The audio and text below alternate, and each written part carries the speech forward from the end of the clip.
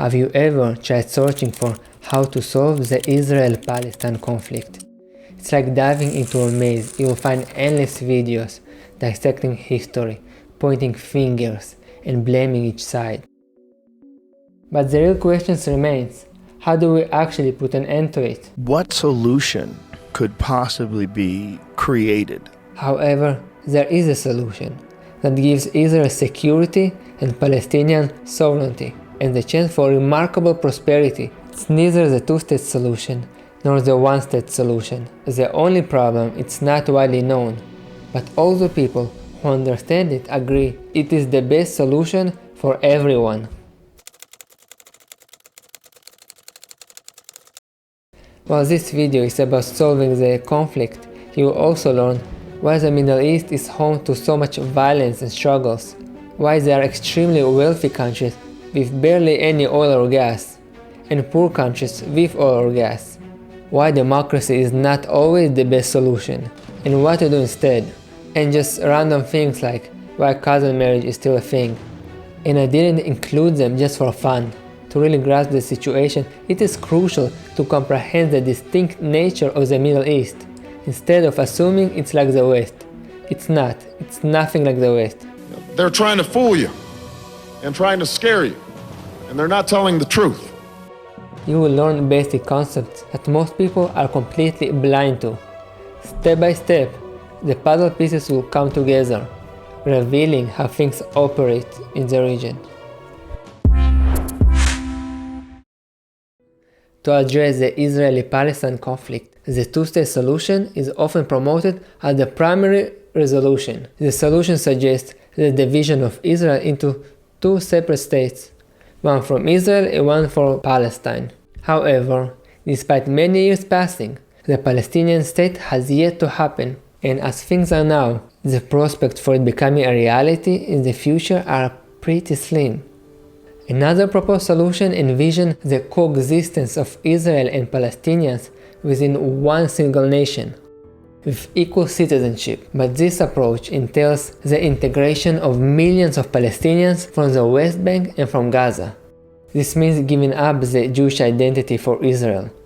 And if you don't give Palestinians equal rights after the integration, you're creating a real apartheid state, which is also unacceptable. Once you start researching it, you just go, I don't think I can figure this baby out. No, this is a video game that you just toss the controller. Yeah. However, my perspective changed when I came across a video discussing a sociological approach. I had unknowingly always approached this conflict from a Western standpoint, something I didn't know was a thing, and that prevented me from truly comprehending it. This blindness inspired me to create this video. It mirrors the same lack of insight that the West has demonstrated for centuries. In this video, we'll explore a solution proposed by Dr. Mordechai Kedar, an Israeli scholar, lecturer, and researcher renowned for his expertise in Arabic culture. With his extensive qualification in this field, he's an amazing source to learn from, and his lectures have been the main influence on this video.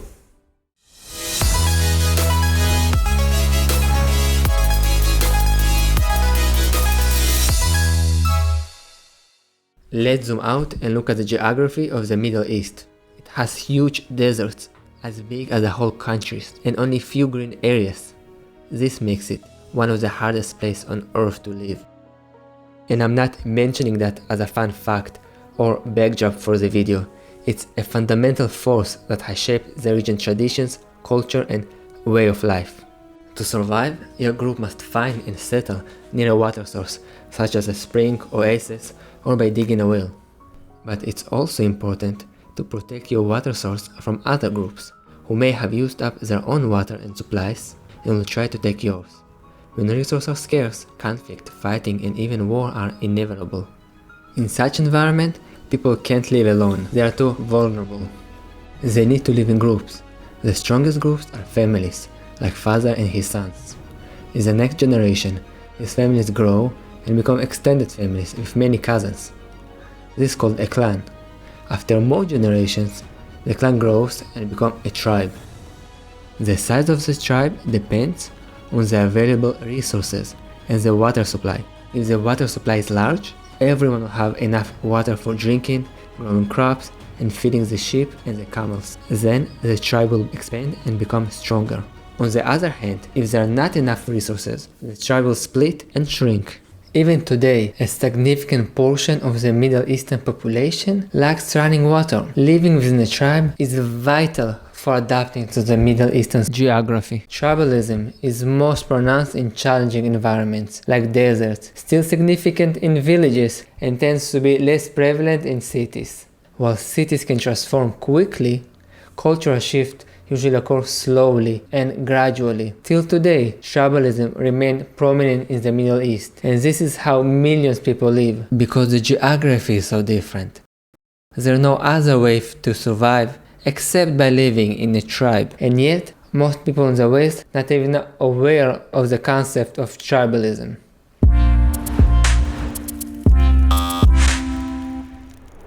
Imagine where your family isn't just your blood family, but your entire village. Where me dissolve into we. That's their reality. And tribes have their own set of rules. For example, if one of us gets killed, diminishing our power by one, we must retaliate by taking one of them. If we identify the assailant, great. It becomes an act of revenge, a form of punishment, and a means to restore the balance of power.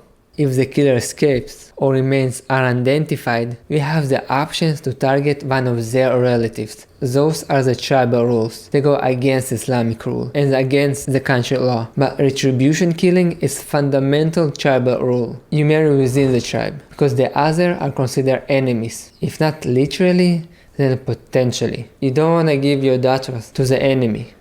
And you don't want your son-in-law from the enemy who will come and spy on you and report back to them. The prevalence of cousin marriage ranges from 20 to 50% can be explained by intertribal marriages. Another crucial aspect of tribal culture revolves around daughters. If a daughter brings shame by being too friendly with the boys, they will wash away her shame with her blood.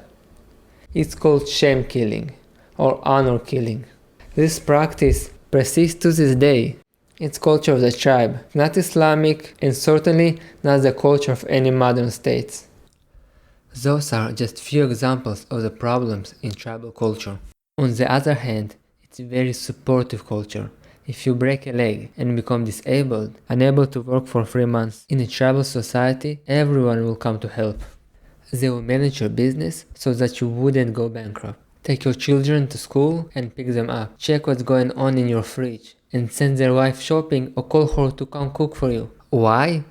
Because that's how it is. You are disabled with a broken leg, so you receive help and support.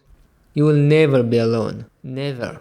When you get well and someone else is in need, you will go there to check on the kids, the fridge, and the business. Because that's the way of a life in the tribe. It's mutual responsibility. If you have 23, 24-year-old daughter who hasn't been married yet, everyone will get involved and try to help, not just the parents. Living in a tribe means giving up on privacy, becoming part of a whole, and in return, you get assistance and support. You'll never be alone. A tribal society is built on a different principle, on different concepts. Do our cousins tell us what to do? We meet them on a happy or sad occasions, but they have nothing to say about where I live or who I marry. In tribal society, they have a lot to say, because you are a part of a whole. This is life in the Middle East. Many decisions are guided by tribal principles. Understanding this dynamic is essential. In the West, we are often taught that democracy is the only good form of government, and anything else is a dictatorship and is bad. However, there's another form of government called tribal leadership. Tribal leadership is a form of government in which the leader, also known as a sheikh in Arabic, is chosen by a council of elders. The sheikh is typically the most respected and capable member of the community, and they are chosen for their skills and knowledge. Tribal leaders have full legitimacy. Legitimacy is essential in any form of government, but it's especially important in tribal societies where members feel a strong sense of loyalty and obligation to each other. This means that tribal leaders earn the trust of their people and held to high standards of accountability because they have responsibility and are more likely to be obeyed and respected. In contrast, leaders who are not seen as legitimate rulers are more likely to be challenged and overthrown. Just like one tribe cannot forcefully rule over another while keeping legitimacy with both, a central government cannot oversee many tribes and still be considered legitimate. Instead, it will be perceived as an oppressive and foreign. Does this mean the tribes are constantly in conflict? No. When the enemy is just too strong or the risk is too high, tribes will establish treaties and ceasefires. However, these treaties and ceasefires are temporary, and they last only as long as the risk is too high or the enemy is too strong. This dynamic encourages tribes to cultivate strength, intimidation, and fearsome reputation to deter potential aggressors. Larger tribes have the resource to expand and maintain larger forces, but smaller tribes must resort to more ruthless and cruel tactics to compensate for the lack of numbers and ensure their safety. All societies are tribal, humans are tribal, but in the Western countries, over a few centuries, due to the rise of Christianity, the Enlightenment, and the Industrial Revolution, tribalism was slowly replaced with individualism and even became liberal in the 20th century. Only then could women's rights be embraced, and only now are countries adopting LGBT rights. We in the West think differently. It's not universal. Our understanding of what is accepted was reshaped over many years, and it's important to remember, it's not global understanding. There's a clear distinction between Western societies and tribal societies in its thinking and seeing things. For example, in the West, forgiveness and mercy, virtues, positive value, but in tribal societies, they are often seen as signs of weakness. Compromises in the West indicate willingness to find a middle ground, but in the tribal societies, again, it's seen as weakness. What's rational in the West may not be rational in the Middle East, and vice versa.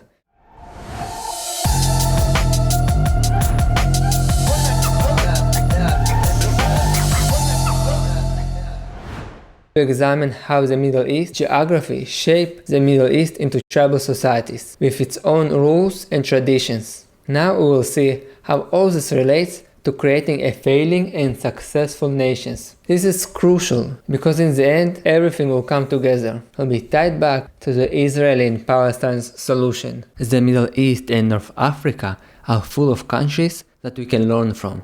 The failed ones, for example, are Iraq, Syria, Libya, Yemen, and there are a few more. In these regions, access to basic necessities like water and electricity can be unreliable. Food security is a major concern, and ongoing internal conflict and widespread corruption create an environment of extreme hardship. It is striking that these difficulties persist despite having significant natural resources. For example, Libya and Iraq have some of the largest oil reserves on the planet. So if it's not lack of resources, what is it? Maybe Islam? No, definitely not. And we'll talk about highly successful Islamic countries as well.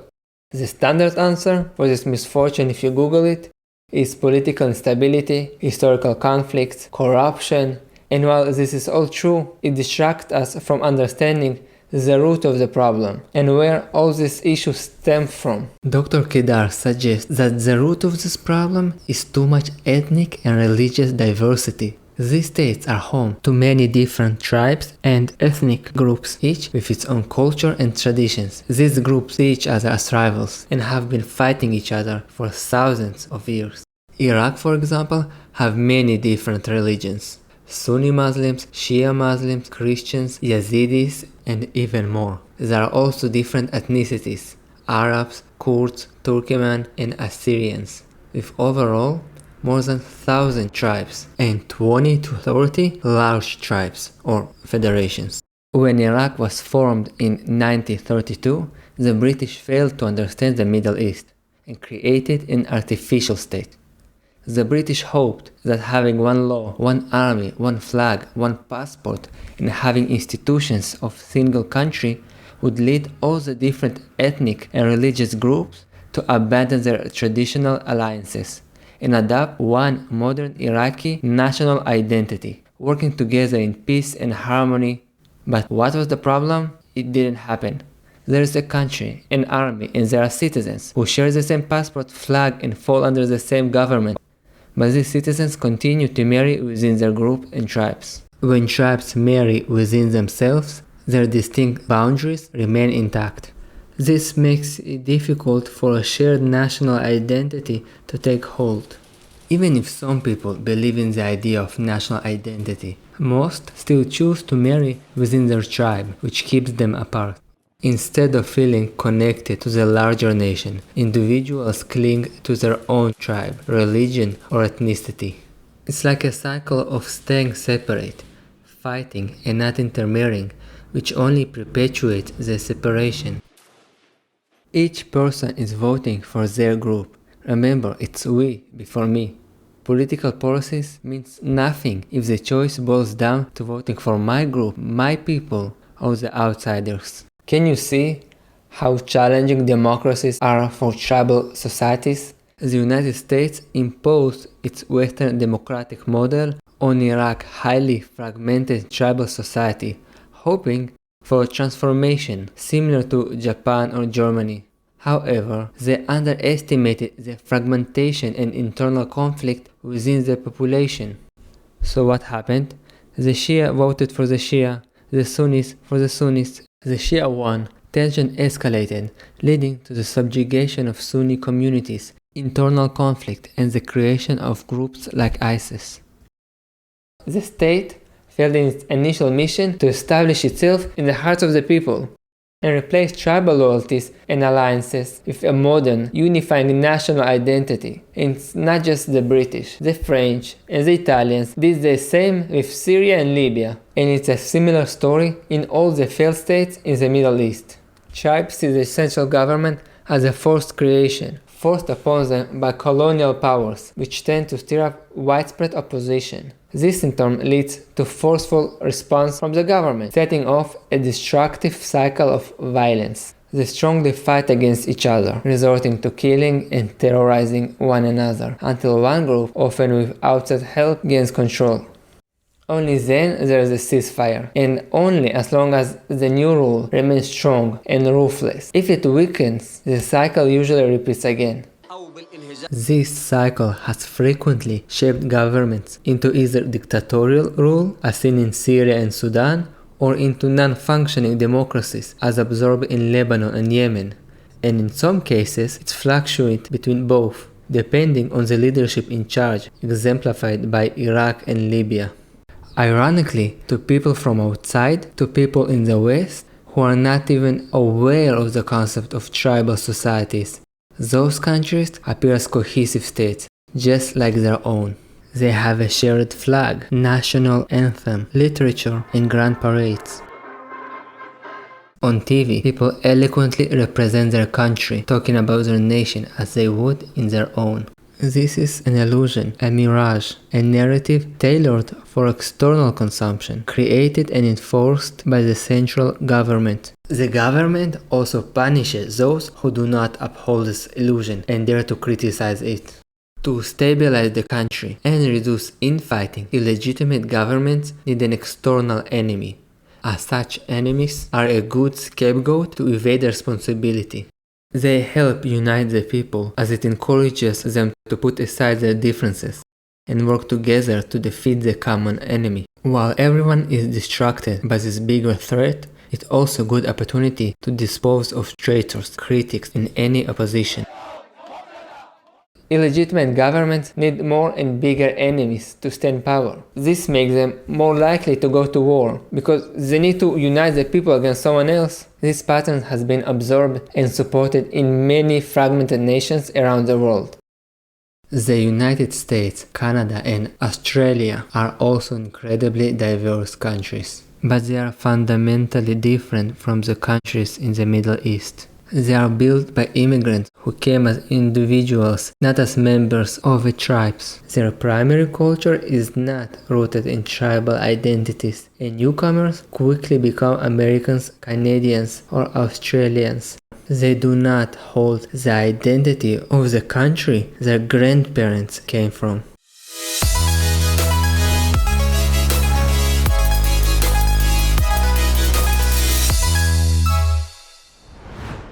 In addition to the failed states I mentioned, there are also famous and successful countries in the Middle East, such as the prosperous Emirates of Qatar, Abu Dhabi, Dubai. I know you heard about them, but also smaller emirates such as Ajman, Sharjah, Fujairah, Ras Al Khaimah, and Al Quwain, the Kingdom of Saudi Arabia, Kuwait, and Bahrain, along with the Sultanate of Oman, are also notable for their success.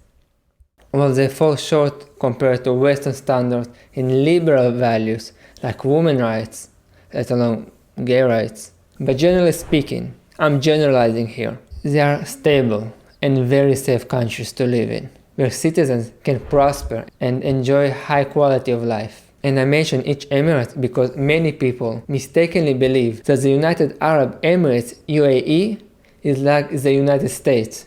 It's not. If anything, it's closer to the European Union, as each emirate has its own sovereignty, government, laws, and even its own police force. The federal government has limited power, and each emirate is a small nation in its own right.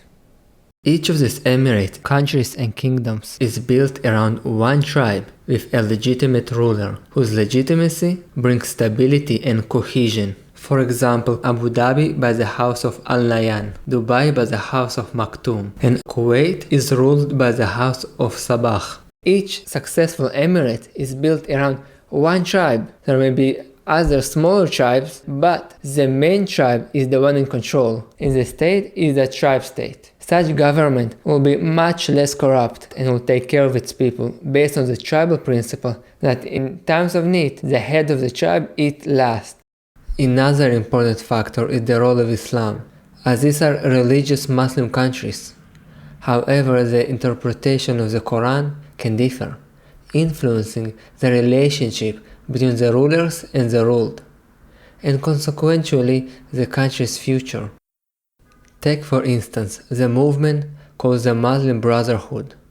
According to their perspective, if a ruler is seen as oppressive, unworthy, or even not religious enough, the recommended response is resistance, jihad against such ruler, and attempts to overthrow that ruler are justified. This reflects a rebellious view of Islam, the same view that gave rise to groups like Al-Qaeda, ISIS, and Hamas. In contrast, in the mentioned successful states, the prevailing belief, if a ruler is oppressive or harsh, it's considered a consequence of the people's sins, not the ruler, and the duty is to accept and endure these hardships, use them as a form of atonement. There is no such concept of jihad against the rulers. It's absolutely taboo. The clan support system plays a significant role.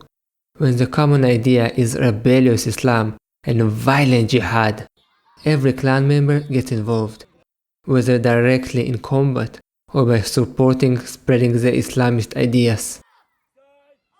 On the other hand, in the successful states, when rebelling against the leader is unheard of, clan support leads to fruitful endeavors and even promotes tolerance. Young family members with rebellious or radical thoughts are guided back to the right path, undergoing re-education. While both follow Islamic religious principles, they represent opposing ideologies that cannot coexist.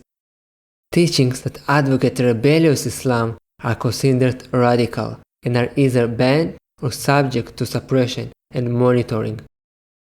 On such foundation, when cohesion within a single main tribe or close clans forms the core of the state, ensuring homogeneous population, a leader with a broad acceptance and legitimacy bears responsibility.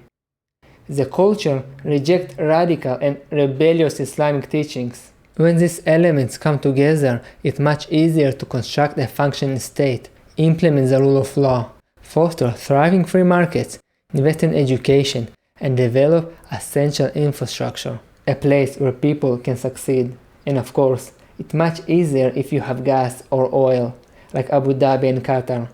But not all emirates were blessed with infinite resources.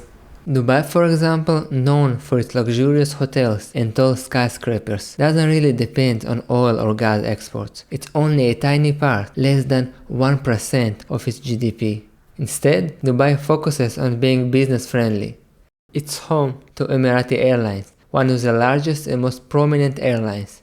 DP World, a multinational logistics company managing ports globally, and there are so many other companies in Dubai. Tourism is a significant sector. Point is, Dubai doesn't need natural resources to prosper. The other Emirates also have successful industries. Ras Al Khaimah, home to Julfar, one of the oldest pharmaceutical companies in the Middle East, and home to Rak Ceramics, one of the world's largest ceramics producers. And Sharjah is a home to a major paint producer. I mention all of this to introduce you to Islamic states with tribal societies that don't rely on natural resources to succeed and prosper. If the prosperity of countries was only about natural resources, only if you have gas or oil, Libya, which has the 5th largest oil reserve, 12 times more than Dubai, would be heaven, and Dubai will be hell. But it's not, it's the other way around, and it's the same with other Emirates. They have stable government and functioning economies that give them prosperous and comfortable lives.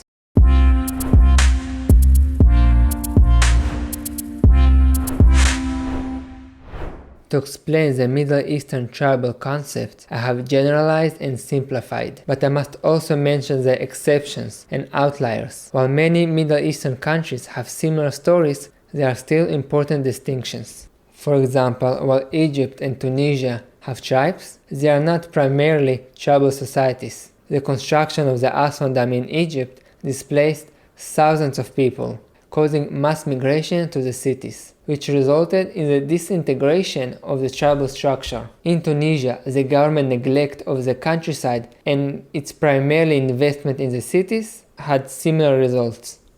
Saudi Arabia is ruled by the House of Saud, but unlike the Emirates, has many tribes. So why is Saudi Arabia not like Iraq? How come they're relatively stable? The founder of the modern Saudi Arabia strategically married over 150 women, many of whom were from different tribes, in an effort to unite the Arabian Peninsula under his rule. He also didn't keep track of which son came from which mother or tribe. He basically blurred the lines of separation between the tribes. So how come they are still tribal society? Well, I said he blurred the lines. He didn't erase them completely. Saudi government embraced the tribal culture and appoints tribal leaders to government positions. They want them to have say on what's going on. To summarize, I will mention the phenomenal book Why Nations Fail, which argues that the success or failure of a nation determined by the quality of the institutions.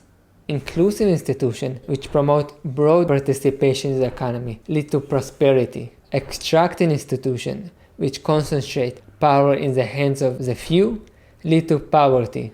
Legitimate tribal governments, led by someone from the majority tribe and accepted by the people, have the responsibility to work for the people, and they harness the support and stability to build inclusive institutions, as they have all the incentives to do so. Illegitimate governments, on the other hand, have no such incentives. In fact, their incentives are often to build extractive institutions for maximum self-gain for their own and their cronies. They use suppression and exploitation of tribal divisions to maintain their power. Tribal culture can be a double-edged sword, providing foundation for either conflict or stability, depending on how it was structured. The legitimacy or illegitimacy of the government is a key factor in determining whether the country will be successful or not.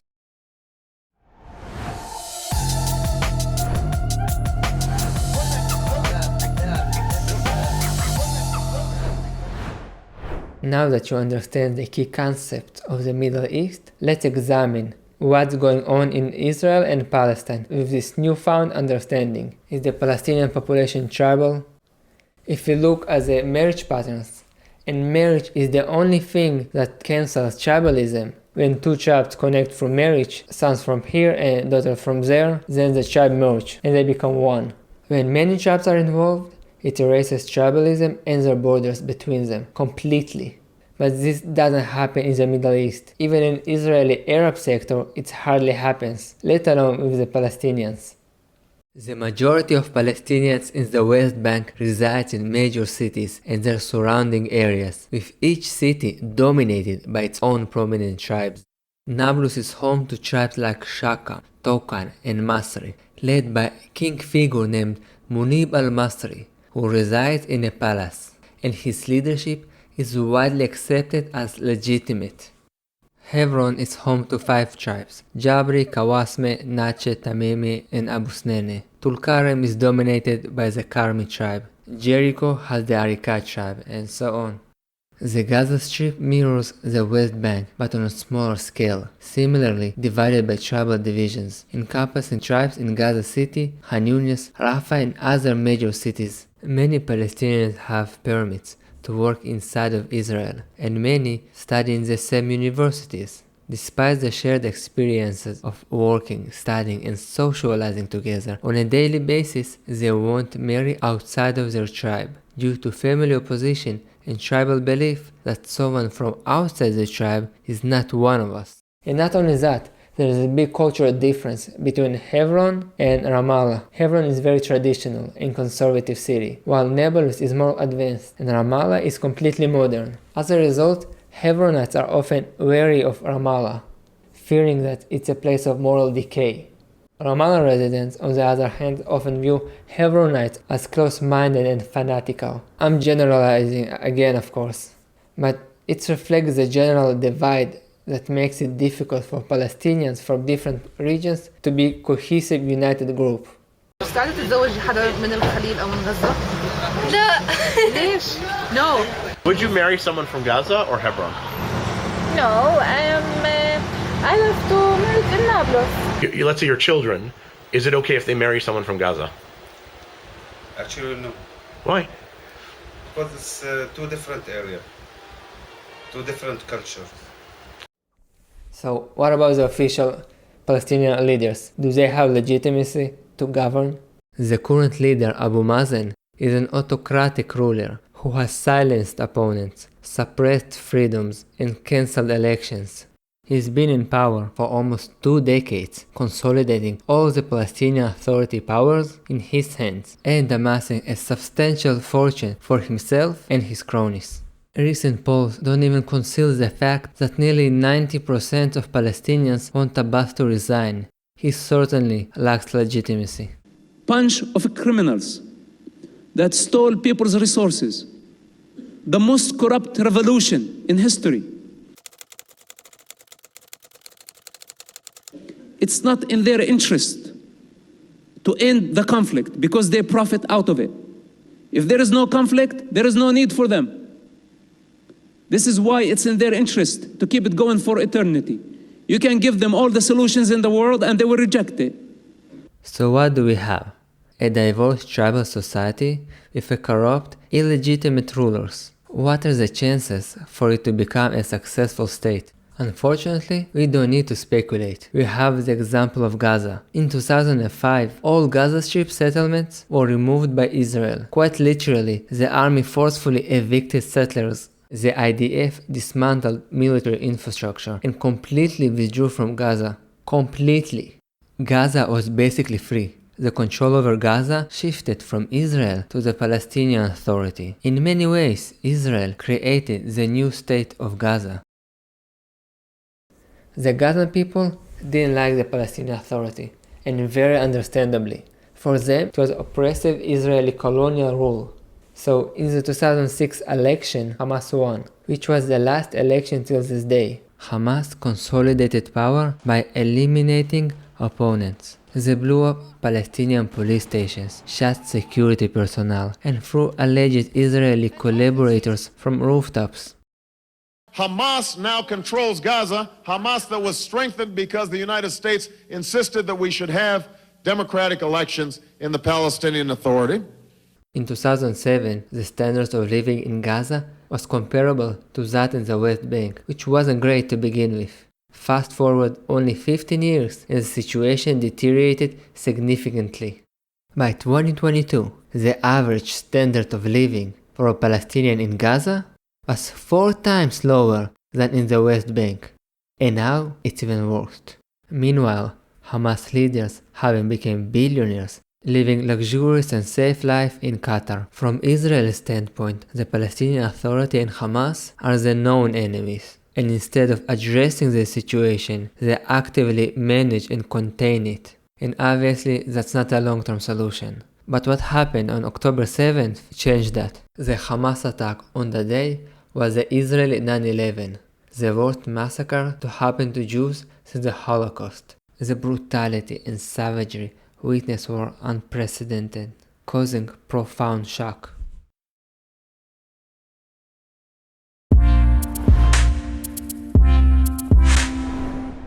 Israel cannot keep pushing this issue to the future any longer. How do you actually solve the Israeli-Palestine conflict? If all Hamas is eliminated, what's stopping a new Hamas from being created again?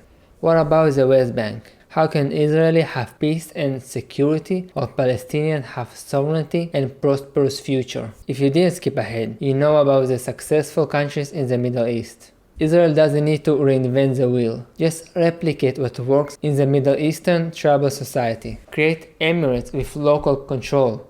Do not fund and arm the Palestinian Authority to rule illegitimately and forcefully. That's another Iraq, a recipe for disaster. Give control to the one who's respected and responsible. Let's begin with the West Bank. The first step will be divert funds from the PA to the main municipalities in those regions, ensuring that the money flows to the people through legitimate leaders of the tribes. This model is already happening in Israeli Arab villages, but on a smaller scale. The result will be the bankruptcy and dissolution of the PA, leading to the rise of the Palestinian entities as independent emirate states. Jenin, Nablus, Hebron, Qalqilia, Tulkarem, Ramallah, Jericho. Each emirate will have its own local constitution, economics, and legal systems. They can also form a federation. The State of Israel, with Arab support, will oversee the establishment of industrial zones for the welfare of the Emirati residents and provide engineering solutions, traffic, and logistic support. The local government will decide on the interests and relations with Israel for each region. Clans are not receptive to radical Islamism. They represent conservative social norms and prioritize clans or family interests over ideological purity. Therefore, when tribes leaders assume power and receive funding, they will be the first to fight against radical Islamism, just like what's happening in the successful countries in the Middle East. But on top of that, they will also have to go through a process of de-radicalization or denazification, much like what Germany underwent after World War II. Each emirate will have its own dealings with Israel, such as using airports, seaports, electricity, water, import and export facilities, just like any city-state in Europe. At first, the emirates will be regulated, as trust improves over time. And this doesn't have to happen all at once either. Israel can start with one entity as a pilot test and go from there. Now there are still sparsely populated areas outside of the main entities with Palestinian population. Israel will apply sovereignty and offer Israeli citizenship to their residents, who according to Kedar make about 15% of the Palestinians. Therefore, there are no demographic risks, and Israel's security will be strengthened by incorporating these countryside areas into its territory. The situation in Gaza is different. It's basically its own state, with its own army, ruled by Hamas through force and intimidation. The only way to replace Hamas is also through force. You cannot use little force and bankrupt it out of existence. This is why one of the main objectives of the Israeli-Hamas war is to topple Hamas and other terror groups like Islamic Jihad from power. They militarize the region and they radicalize Gazan society. When Gaza is under control, it's time for the solution. And it's exactly the same solution as in the West Bank. Divide Gaza into 6 emirates: Bet Lahia, Bet Hanun, Gaza City, Deir el-Balach, Khan Yunis, Absan al-Kabira, and Rafah. They are already administrated in that way. Each emirate will be ruled by local clans, meaning tribe rule, but initially regulated by Israel. They cannot have any military, at most guns for police force. Between each such emirate, there will be buffer zone with Israeli force, or maybe foreign forces, to divide those areas and ensure that no army forces are being developed. Many will not accept this solution. Some Israelis will never accept a formal Israeli withdrawal from Hebron, Jericho, or any other lands. Other voices have already criticized the proposal, arguing that there are more than 15% of Palestinians living in rural areas in the West Bank, making the granting of citizenship more complex than it seems. However, I do not believe that these objections or critics are sufficient to dismiss the general idea of the Palestinian Emirate instead of one big colonialist nation. That history is showing us will be another mistake. For the Israelis who oppose this formal decision, it will be a small pill to swallow, as those areas are populated by Palestinians anyway, so no one has to be kicked out of their home. Well, Israel is bigger, so it doesn't have to be ruthless, but it must remain strong militarily, prosper economically, and most importantly, project strength by being united internally. While Israel might solve the Palestinian conflict, there's a looming threat that might be even harder to solve.